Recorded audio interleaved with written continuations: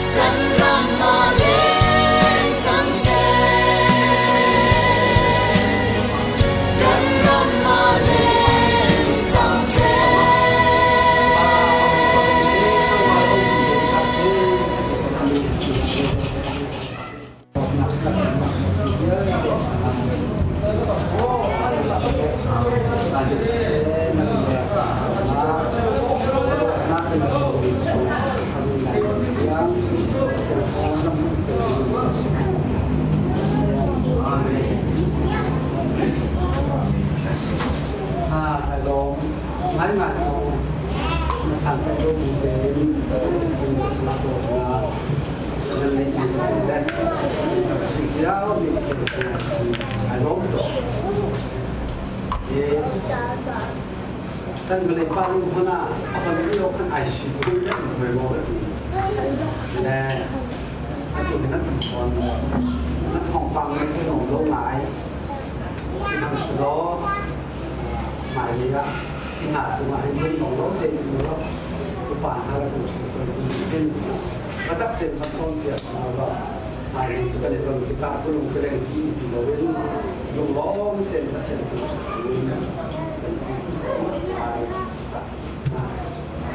Tujuan di sana untuk suami dan kedua semua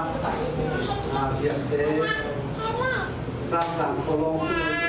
dia deh pengkuat dalam ruangan khas nak ruangan Malaysia tadi